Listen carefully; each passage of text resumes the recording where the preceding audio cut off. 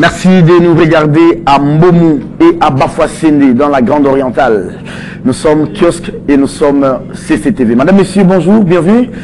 On est lundi 17 octobre.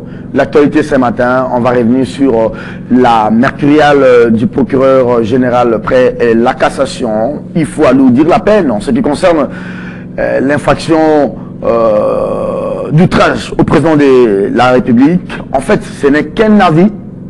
Ça n'a pas force de loi, ça relance quand même les débats au sein de la société. Et les avis divergent, les professionnels de la question, chacun y va de son commentaire, et ça fait bouger la démocratie. Est-ce qu'aujourd'hui, dans le contexte démocratique aujourd'hui, peut-on encore parler de l'outrage au chef de l'État pendant que l'institution président est aussi soumise aux critiques mais aussi aux commentaires des uns et des autres? De la même manière, l'on critique le gouvernement, l'on critique les parlements, on critique l'institution judiciaire. Pourquoi ne pas aussi critiquer l'institution président de la République? Nous sommes en démocratie. Alors, on va relancer quand même ce débat. C'est très bien dans une démocratie. Le PG, il a dit, est-ce qu'il ne fallait pas non plus parler carrément de l'abolition de cette infraction, ou bien la réverser, cette infraction, dans ce qu'on appelle les infractions de droit commun, qui est de dire outrage au chef de l'État. On en parle tout à l'heure dans cette émission. Un autre débat, une autre question qui fait le débat ce matin. On va revenir sur ces projets très controversés de l'amnistie inscrit au point 16 de la Constitution. Du projet du calendrier qui est devenu d'ailleurs le calendrier adopté à l'Assemblée nationale. Beaucoup de commentaires, les avis. C'est Sanga qui était aussi à son deuxième congrès au niveau de Kinshasa, un réquisitoire ferme sur le gouvernement. Merci de nous avoir choisis ce matin. J'espère qu'on va passer de très bons moments avec vous. N'est-ce pas, Jenny Tranida? Oui, merci beaucoup pour l'invitation. Oui. Mais je voudrais commencer par une petite entrée. Allez-y. Je demande au commissaire principal de la ville de Kinshasa, dans ces... De la police? Oui, de la police. Okay. Comment on appelle ces rencontres avec les policiers, parades, de pouvoir tirer quand même les oreilles de ceux qui régulent la circulation. Normalement, quand vous voulez changer, enfin, vous régulez la circulation, il faut signaler que vous voulez arrêter ceux qui viennent d'une bande pour passer à une autre. Je ne sais pas, ça s'appelle, j'espère, dégagement du carrefour. Vous dégagez le carrefour, donc vous faites signe que bientôt je vais arrêter votre bande.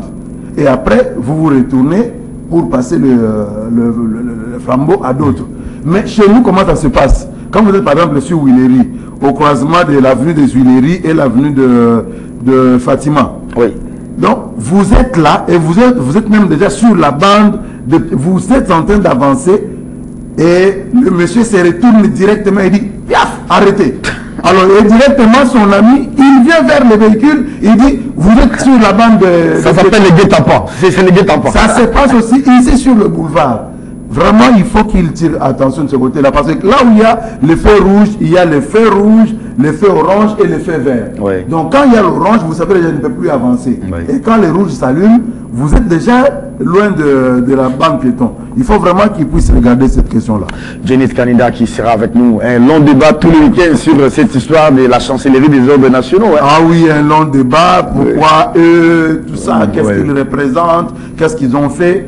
Non, mais moi je crois que la République doit aussi apprendre à récompenser les gens qui font le bien. Les meilleurs d'entre nous. Les meilleurs d'entre nous. On ne peut pas commencer qu'à sanctionner. Quand quelqu'un fait mal, outrage le chef de l'État, vous venez vous arrêter. Mais quand quelqu'un a soutenu le chef de l'État, lui mérite quoi? Quand quelqu'un a servi loyalement la nation. J'ai vu ces compatriotes qui avaient aidé les étudiants congolais en Ukraine. Oui, oui. Un peu comme le TH. Oui, Valentin, voilà. Non, mais il y a des gens comme ça. Monsieur Valentin, TH, pour ceux qui le connaissent, c'est un mécène de la musique congolaise et de la culture congolaise, mais aussi un opérateur économique dans le secteur agricole. C'est des gens comme ça, vous sentez qu'ils travaillent au bénéfice de la nation, il aide la nation à pouvoir avancer. Vous savez, très généralement, les gens disent on n'aide pas les riches, mais quand quelqu'un apporte son appui pour la République, pour l'avancement de la République, je crois qu'on doit le reconnaître, même si nous, journalistes, très souvent, on n'a jamais été primé, mais bon, quand on prime les autres qui méritent, nous saluons. Très bien. Allez, TH, moi je l'appelle, comment? Tiamagne. Tiamagne. Il est très humble, c'est papa. Allez, en face des Djenit Kanida, comme dans chaque lundi, on aura droit aux analyses et commentaires d'Eric Kouemba. Il est d'Exclusif RDC. Eric, bonjour. Bonjour Serge. Très beau costume, belle cravate ce matin, franchement. Oui, on tient les coups, en dépit des difficultés. Il était en congrès. Tu n'as pas besoin d'aller à la présidence pour... Non, non, c'est pour prouver qu'il ne faut pas attendre d'arriver au pouvoir pour changer sa façon d'habiller, sa façon d'avoir. Parce que j'ai dit toujours, il y a des AIAP, nous avons connu là sous les... Vous savez, vous êtes très suivi à Lumbashi. J'ai rencontré des amis, on dit non, nous on aime Eric Kouemba. Même à Colésie, on m'a dit ça. Ouais, des amis qui ont aujourd'hui Sam de Land réserve des 115 000 $. Ils ne veulent plus aller aux galeries Mongo, là où ils avaient l'habitude de prendre leur costume sous les arbres. Tout a changé. Très bien. Il ne faudra pas que demain les pouvoirs nous changent. Il faut déjà commencer à voir les minimums aussi. Ça représente quoi le fait de primer les gens au niveau de la chancellerie? Quelle est la contrepartie? Est-ce qu'il y a quand même des services auxquels parfois l'État vous donne comme en termes de facilité? Je ne sais pas, peut-être parce que moi j'étais là, parce qu'il y a des choses qu'on voit qu'on passe là à la chancellerie. Ouais. Mais heureusement, j'étais comme journaliste dans un reportage, j'ai découvert un peu c'est quoi la chancellerie des ordres là. Bon, à un moment donné, on avait l'impression que c'est du n'importe quoi, on donne des gens, mais j'ai constaté quand même qu'il y avait des compatriotes que moi j'appelle des héros anonymes. Ils ne font pas trop de bruit, qui ne mobilisent pas, parce que contrairement aux politiques, l'effet d'offrir quelque chose et tous les médias sont là. Mais ces jours-là, j'ai découvert les héros anonymes, ils ne font pas de bruit, mais ils font beaucoup de choses. Et surtout, ces compatriotes congolais qui a facilité, qui a aidé les Congolais en Ukraine. En tout cas, on doit, parce que notre société, notre jeunesse a besoin de modèles. Et cet esprit-là de compassion, de voir qu'il n'y a pas que moi, il y a aussi les autres que je dois aider. Ces opérateurs économiques, TH comme on l'appelle, Tchamani, ils sont nombreux, qui aident les choses, qui font des choses pour que nous vivons. Il faut les renforcer, ça ne sert à rien d'aller en Namibie pour chercher à manger, ça ne sert à rien d'aller à l'extérieur du pays. Il suffit de renforcer la main-d'œuvre locale. Ils existent, ces Congolais-là qui peuvent faire quelque chose, qui peuvent concurrencer ces Indo-Pakistanais. Il importe que les Congos puissent soutenir, parce que vous savez que depuis les pillages, notre secteur économique est très paralysé depuis 1990. L'État pratiquement a abandonné les secteurs économiques. Mais il faudra maintenant, on commence à penser à ces gens-là. Avec vous gardez le micro, vous avez un biscuit? J'ai parlé des TH.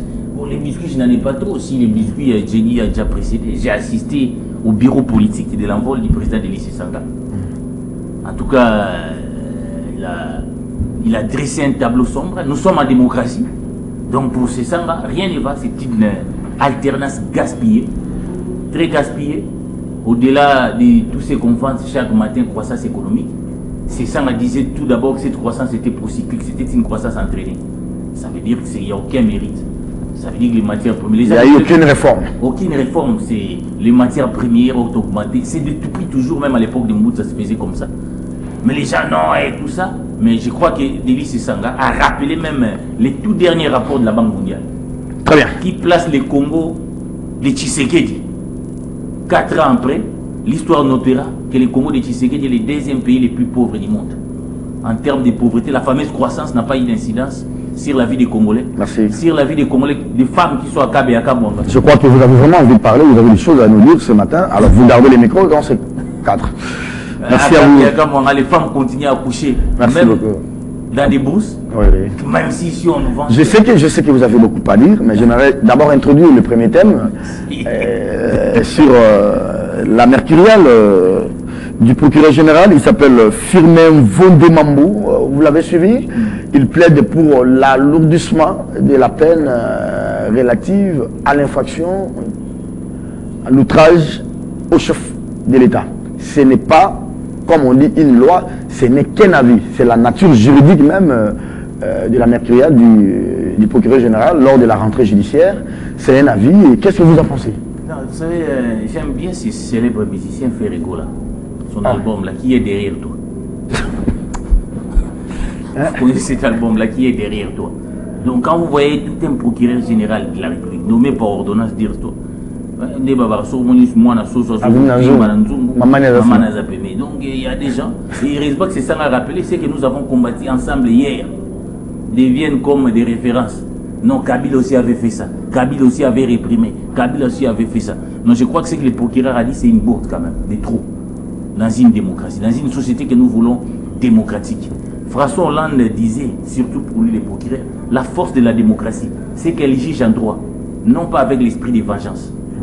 Non, il a fini président au Canada. Non, ça, ce n'est pas ça, la démocratie. Donc, il semble que l'appel là, c'est, je ne sais pas moi, de 2 à 3 ans, ne dissuade pas suffisamment. 3 mois. Oui, il n'y a pas trop de dissuasion. Il faut aller. Regardez déjà les débats dans nos télévisions, nous-mêmes, journalistes. Regardez ce que font les gens à la cité. Les gens ne respectent plus les institutions, les gens insultent, les gens diffament. Peut-être que c'est par ceci-là. Il faut aussi préserver notre démocratie. Non. Je comprends l'idée du procureur. L'idée du procureur, elle est mauvaise. Parce que l'IDPS a une histoire. L'IDPS a combattu cette infraction.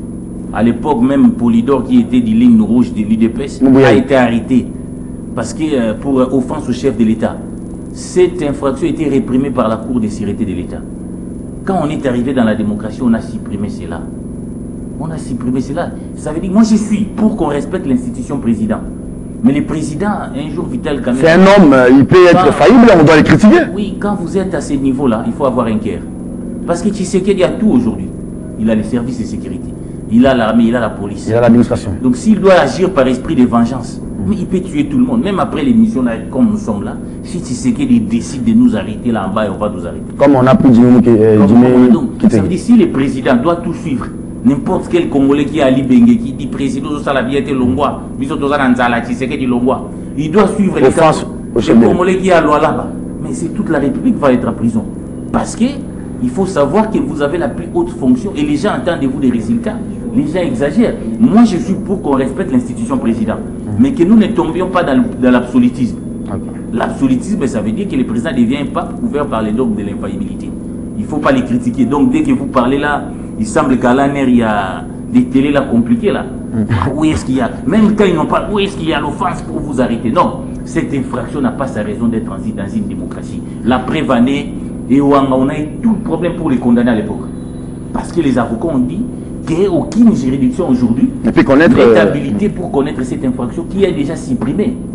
Et cette infraction aussi, c'est dans l'ordonnance. Mais ça peut faire partie des réformes, à mon avis, hein, Judith Kanida. Moi, je pense que des réformes pour dire comme ça. L'UDPS a toujours prôné cela pendant sa période de lutte.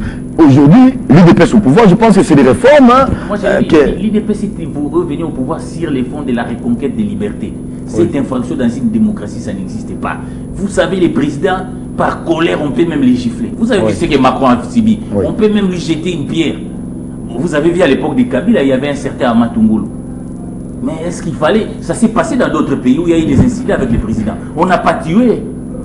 Mais les conditions pour lesquelles Tungulu est mort, on n'en sait jamais. Il semble que Kabila lui-même l'avait rossé. Oui, Tshisekedi était parti au délai. Oui. Tshisekedi père, il est parti voir la femme de Tungulu. Il dit non, quand vous êtes président, quelqu'un a exprimé un mécontentement. Pourquoi il fallait-il les tuer? Si nous devons respecter notre père de démocratie, Etienne Tshisekedi, surtout par ceux-là qui se disent ses héritiers, cette infraction-là, si vous les maintenez, c'est tuer Tshisekedi. Mais n'oubliez pas la vie, la meurtrière du procureur, Judith Kanida, à Tshisekedi, fils ou le président de la République. Moi, je pense, ça c'est mon point de vue, dans une démocratie, nous sommes une société évolutive, il faudrait que les débats comme ça soient mis sur la place publique. Les gens réfléchissent, c'est comme on dit, il y a les abolitionnistes, il y a les gens qui pensent qu'il faut supprimer la peine de mort, il faut les moratoires. Il ne faut pas éluder ces débats. Ça, c'est mon point de vue. Merci beaucoup, Serge. Mais est-ce que nous sommes capables aujourd'hui de garder un tel sujet dans notre débat politique?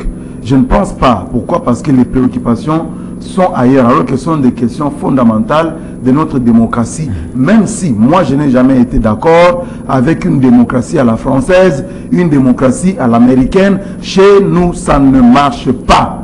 Ça ne marche pas cette forme-là de démocratie. Nous avons copié la Constitution française. Cette disposition-là existe chez nous depuis 1963. Quand vous regardez la loi numéro 300, la numéro 308, 16 octobre, si je ne me trompe pas, 1963. Cette disposition existait déjà, revue en 1981. avec le maréchal Mobutu. Elle existe. Nous sommes dans quelle société, Serge Kabongo? Nous sommes dans une société où tu es dans la voiture avec femme et enfant, mais tu entends à côté quelqu'un sortir des trucs du genre lit, je ne sais pas compléter, ceux qui comprennent pourront comprendre. Donc c'est des insanités qu'on sort, qu'on balance comme ça sur la place publique. Si aujourd'hui, on dit, parce que j'ai suivi la cage qui dit on doit retirer cette loi de notre constitution, ok, ou de notre code pénal, ok, on retire. Est-ce que vous vous rendez compte de ce que deviendra ce pays si déjà la première institution, parce qu'il faut savoir que derrière chaque infraction, il y a une valeur qui est protégée. Ça doit être déjà connu comme ça. Mais attendez, est-ce que nous avons 3 institutions? Les 2 institutions, les 3, je dis, en réalité, toutes les institutions, elles sont faillibles. Pourquoi on ne doit pas les critiquer? Pourquoi on ne doit pas reverser ça dans, par exemple, ce qu'on appelle rattacher ça à la diffamation, qui est de laisser une tronche. Quand on critique le gouvernement, est-ce que vous avez vu une infraction réprimée déjà, outrage au Premier ministre, outrage à Sama Lukonde? Non. Bon, moi je crois qu'il faut faire la différence des deux. Oui. Parce que vous avez d'abord le président de la République, la différence entre l'institution président de la République et institution gouvernement. Oui. La différence c'est qu'ici vous avez une personne qui est en soi toute une institution. Oui. Mais au-delà de ça, cette personne-là, elle est à la fois président de la République, chef de l'État, garant du bon fonctionnement des institutions, il est le magistrat suprême, il est le... Il n'est pas Dieu le Père. Il n'est pas Dieu le Père. C'est un homme faillible. Je suis bien d'accord. Ouais. Mais regardez comment est-ce que cette personne est revêtue de beaucoup de pouvoirs. Ça, c'est chez nous, c'est comme ça. Parce qu'aux États-Unis, par exemple, le président de la République n'est pas chef de l'État. Mais chez nous, le président de la République, il est chef de l'État. Donc, nous ne sommes pas dans une... Il a le pouvoir de la vie ou de la mort de ses compatriotes. Mais effectivement, parce que quand c'est lui qui peut dire, ok, vous étiez condamné, vous êtes gracié, vous quittez là-bas, il annule votre peine. Voilà. Mais il a le droit de vous sur votre vie, vous voyez. Mais maintenant, notre contexte, c'est quoi? Nous sommes dans un contexte où les gens, nous sommes descendus trop bas. Je suis d'accord que ça puisse être sorti, retiré, mais pas pour le moment. Pourquoi? Parce qu'il faut encore rééduquer les Congolais, cher Serge. Regardez même dans la presse aujourd'hui, nous disons... Si on doit parler de l'offense au chef de l'État, c'est que sous Kabila, tout le monde, tous ces gens du DPS allaient être en prison. Non, on ne peut pas comparer les deux époques. Non, je dis ceci. S'il fallait vraiment mettre je comprends. Même Félix qui est au pouvoir ici, voici la réponse. Il devait se retrouver en prison. Voici la réponse, Serge. Qu'est-ce qu'il n'a pas dit sur Kabila? Voici la réponse, Serge. Vous savez, quand vous avez un parent, ok, un parent qui ne se respecte pas, un parent qui, ses enfants, le trouvent à tout moment, il est ivre là-bas, ils vont le ramasser, ivre, dans la boue, tout ça, voilà, on l'a attrapé avec une femme à gauche, à droite.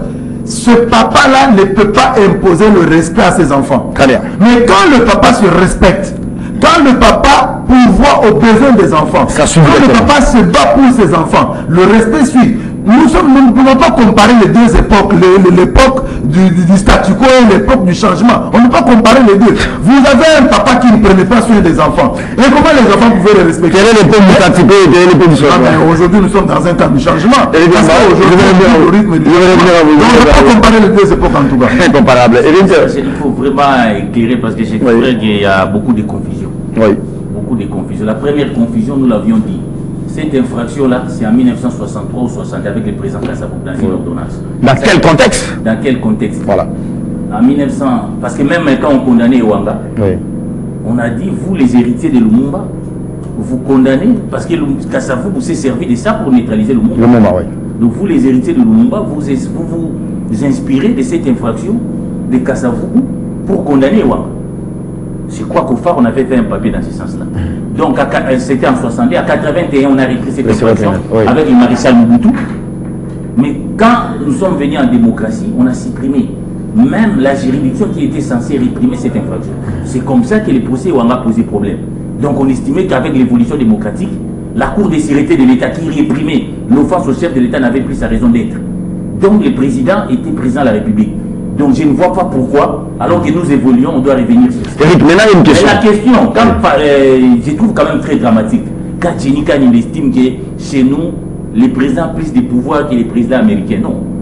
Je sais que notre cours de l'étude comparée nous fait savoir que le Congo c'est un régime semi-présidentiel. Il arrive même que quand le président n'a pas la majorité, il perd tous les pouvoirs. Donc c'est le Premier ministre qui est chef du gouvernement. Vous ne pouvez pas comparer un président congolais avec un président américain qui est dans un régime présidentiel où il n'y a pas un Premier ministre, ou quand c'est le président qui est vraiment le maître de tout aux États-Unis. Donc vous ne pouvez pas comparer. Oui, je suis d'accord. Le président congolais a plus de Eric, alors évoluons dans notre analyse. Évoluons. Parce qu'ici on appelle chef de l'État. Eric, ça c'est une évoluons. C'était la rentrée judiciaire. Mais on peut évoluer. La préoccupation dans notre pays aujourd'hui, en ce qui concerne le problème de la répression des infractions au niveau du Congo, le problème de l'outrage du chef de l'État est une question d'actualité aujourd'hui. On dit que ça ne dissuade pas, l'appel là ne sait pas dissuader, les gens continuent.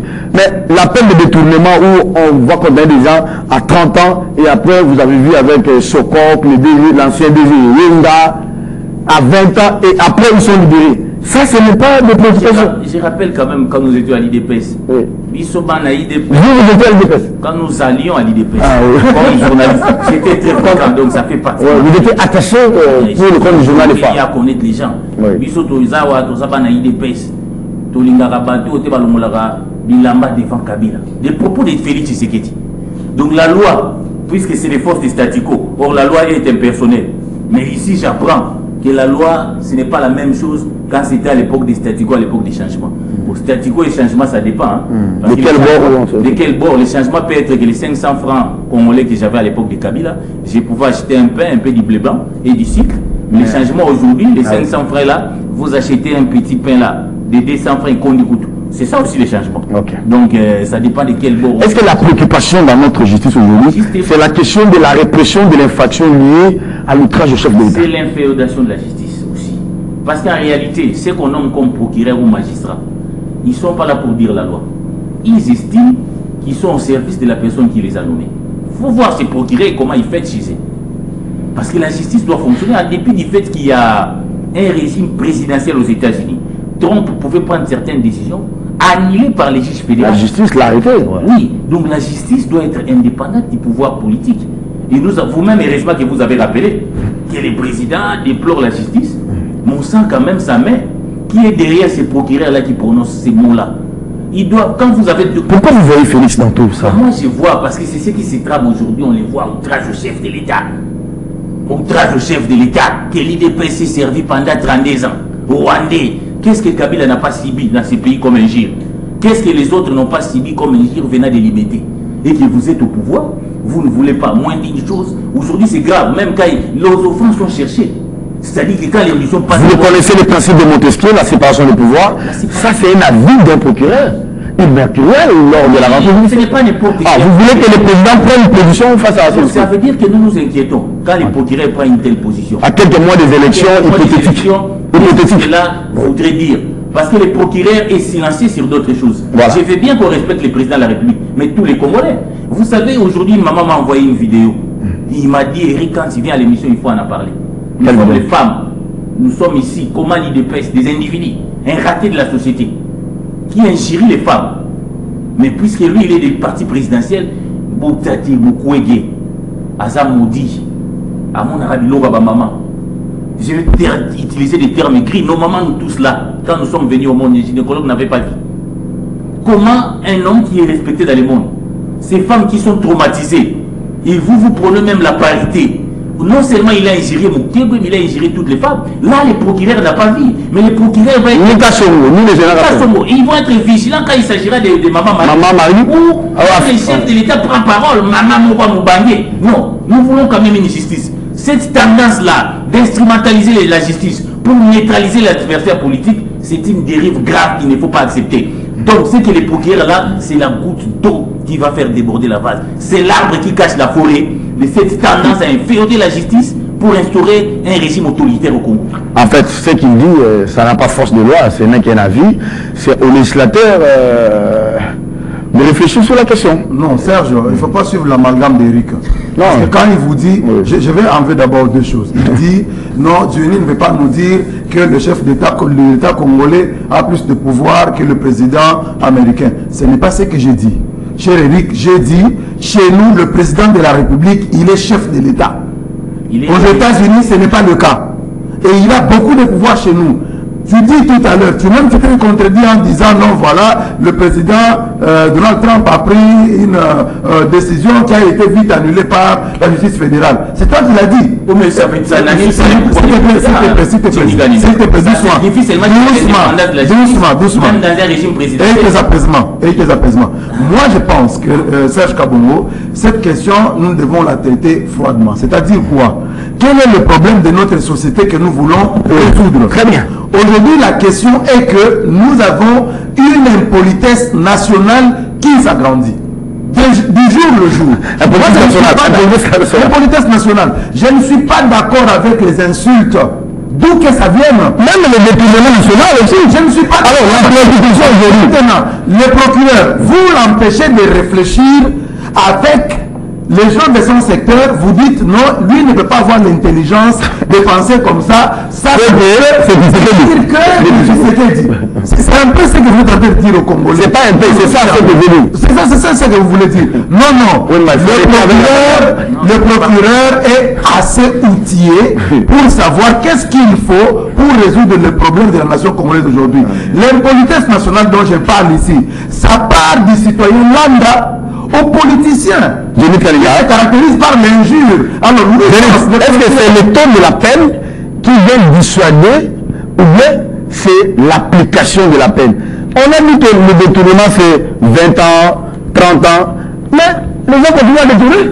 Oui, mais vous savez, le détournement, c'est des crimes. Et quitte la prison avec l'ordonnance, le problème des crimes qui ne meurent pas, je vais parler en termes phagocytés, c'est des crimes qui ne meurent pas. Aujourd'hui, le détournement, on vous a relâché, vous avez joué avec l'état de notre justice, avec certains magistrats, vous avez joué, vous avez obtenu liberté provisoire ou acquittement ou que sais-je encore. Mais demain, ça peut revenir sur la table. C'est différent. Donc, c'est différent de l'outrage. Aujourd'hui, moi, je pense que lorsque le procureur dit qu'il faut alourdir la peine, c'est parce qu'aujourd'hui, c'est de 3 mois à... Non, de 3 mois à 2 ans seulement. Donc, s'il pense qu'il doit alourdir pour faire peur aux Congolais, moi, je pense qu'il doit le faire parce qu'aujourd'hui... Mais vous êtes d'avis que le chef de l'État n'est pas intouchable. Il ne faut pas faire du président de la République intouchable, non? Non, mais il y a une procédure constitutionnelle pour poursuivre le président de la République. Il n'est pas intouchable. Non, intouchable non par rapport à la poursuite, mais par rapport aux critiques. Voilà ce qui est bon, Serge Kabongo. Moi, je critique, je viens de dire ce qui se passe avec la police de circulation routière. Et je le dis aussi dans d'autres domaines. Donc, si l'action n'est pas bonne, nous critiquons l'action. Nous disons, ça, ce n'est pas correct, monsieur le président. Si vous faites ça, c'est faire fausse route. Mais ce n'est pas insulter Serge Kabongo. Ce sont les politiciens. Moi, je n'ai jamais insulté un seul politicien. Et je ne le ferai jamais. De par seulement mon éducation. Même pas pour mon diplôme de l'université. Mais de par mon éducation. Par respect pour mes parents. Par respect pour mes enfants. Mon épouse, mon église et tout ça. Je ne peux pas insulter. Mais il y a des gens dans notre société qui insultent. Sortez seulement sur le boulevard ici. Vous verrez combien les insultes sortent. Est-ce que nous sommes cette société-là qui aujourd'hui, il faut banaliser? Qu'est-ce que nous voulons de cette société? Et vous verrez, Serge Kabongo, quand vous êtes insulté, vous appelez la police, c'est vous qu'on condamne. Ah, Bomaka Moto, est-ce que Kangura Bilamba? C'est ça notre société. Est-ce qu'on doit continuer comme ça? Donc, moi, je suis sûr. Moi, je suis d'accord. Les journalistes, quand on dit dépénalisation de l'île de presse, oui, mais est-ce que dans notre contexte ici, est-ce que ça se prête? Est-ce que c'est le contexte qui convient? Ou il faut d'abord prendre d'autres dispositions? Donc, le problème, c'est qu'il faut réprimer les infractions du droit commun. Oui. Imputation dommageable, injure publique, mais qui dit caricaturer ça sur le chef de l'État. C'est comme si il n'est que le chef qui est à chaque fois insulté, pendant que tout le monde aujourd'hui... Il faut que ça soit élargi. Voilà. Moi, j'étais en train d'aller de débat. J'aurais bien que ces débats soient... animés dans des partis politiques. Vous voyez, moi j'ai demandé même aux députés provinciaux, pourquoi ne pas initier l'édite contre particulièrement 3 injures qui sont devenues courante dans notre société. Merci beaucoup. Madame, Messieurs, merci de nous regarder. Nous sommes kiosque sur CCTV. C'est MAG, ce grand plateau, ce prestigieux plateau matinal du lundi au vendredi. Nous décryptons les grands titres d'actualité avec des journalistes, alors les vrais et les professionnels. J'espère bien. Vous êtes gâtés ce matin par ces analyses de Jenit Kaninda. Il prend de l'eau ce matin, mais aussi Eric Wemba Congo. C'est ça les changements aussi. Vous sentez qu'il y a un cas de changement. Il n'est pas Sky, ceux qui sont au pouvoir. Oh allez, on peut se séparer. Jenit, c'est bien dommage. Pour la première fois, je vais accorder 2 fois la parole à Eric Wemba. Il doit ouvrir les balles sur le deuxième thème. Il a ouvert pour le premier et il va ouvrir pour le deuxième.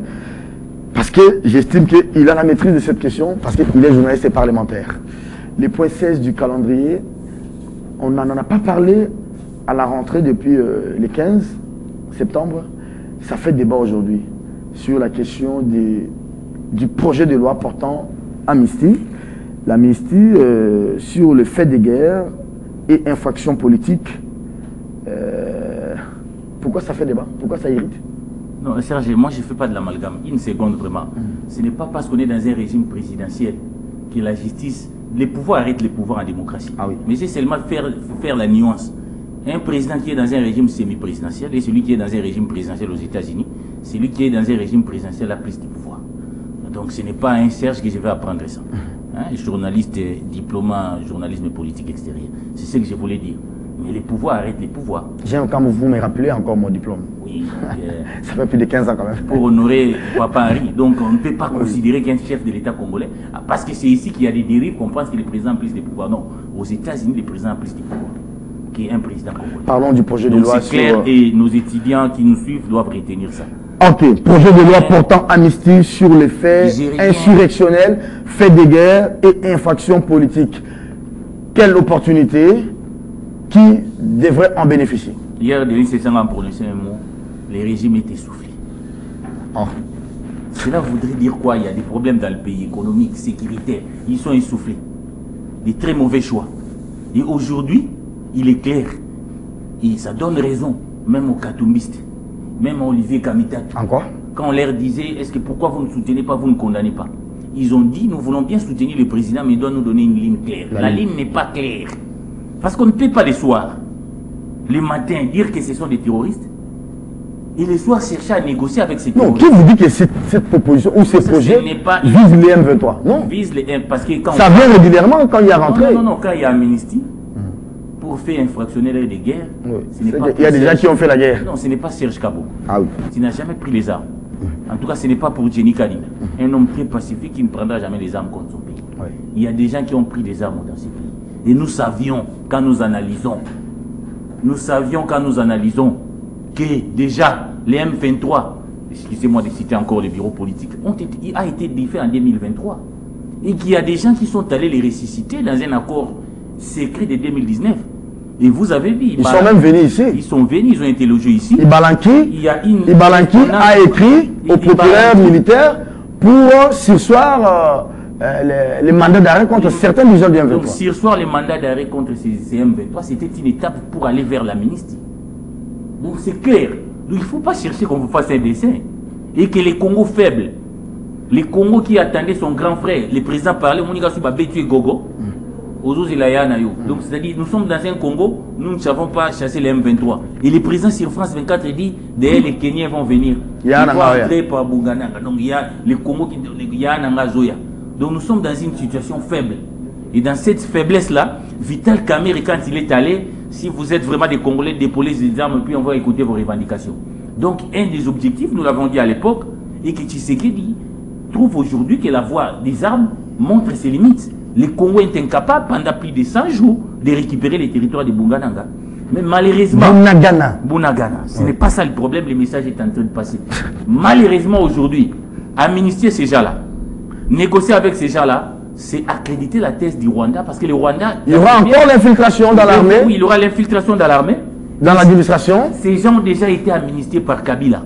Plus d'une fois. Plus d'une fois. Et l'amnistie, quand il est venu... On a même reconnu les 5 députés comme parti politique. Tenons compte, quand l'amnistie... Ils ont eu même les députés ici à l'Assemblée nationale. Comme il semble même qu'il y ait un ministre du M23.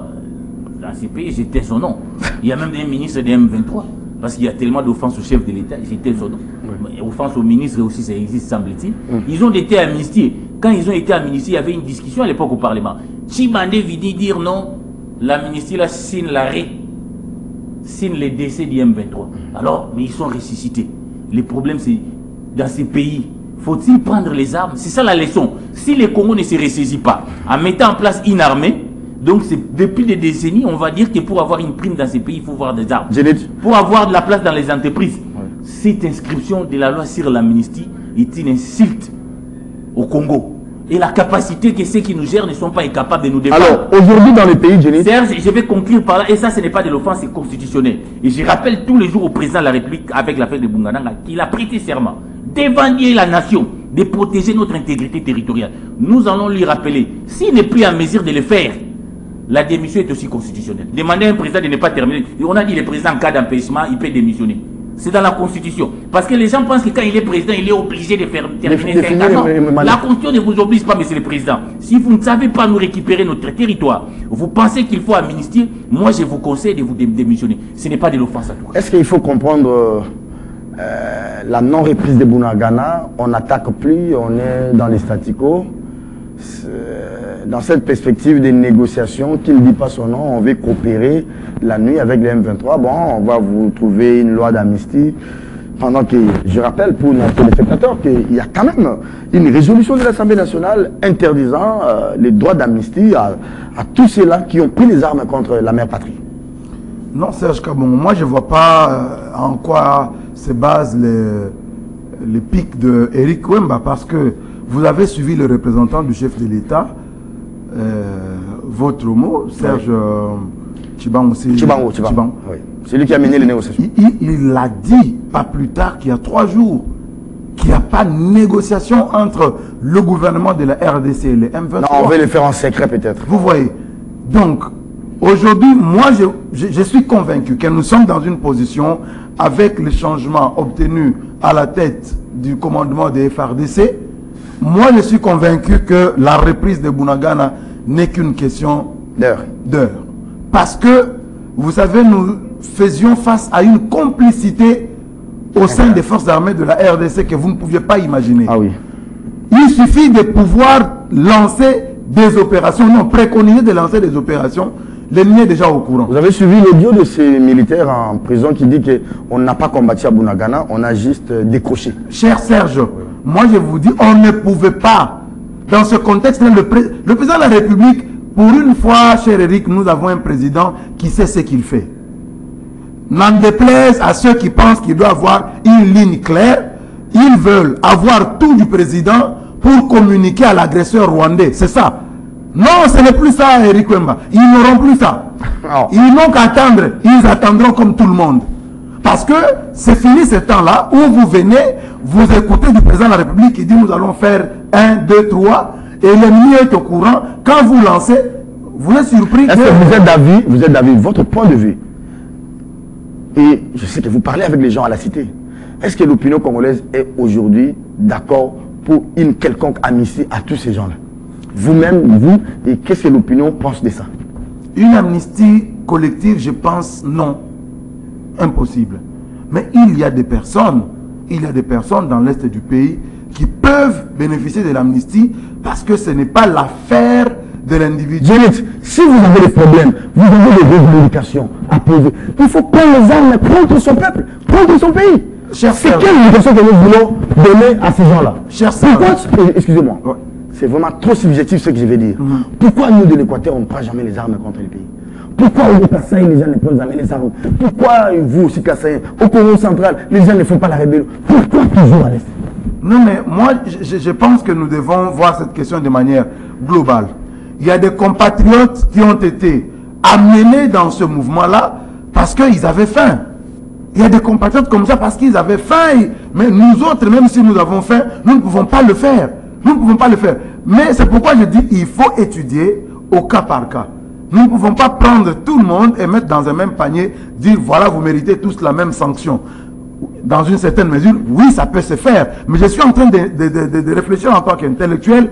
Et, à mon avis, il faudra étudier au cas par cas pour voir qui peut en réalité bénéficier de l'amnistie? Parce que par le passé, on l'a fait. Est-ce que ça nous a politique? Regardez, suivez l'intitulé du projet de loi. Insurrectionnel. Donc, ça va concerner les gens qui ont commis des insurrections. Donc, les M23, les Codeco et les autres. Faits de guerre, ils sont là, réversés dedans. Infraction politique. Infraction politique ici, il faut mettre qui? Jamal Kabound, les infractions politiques, ça.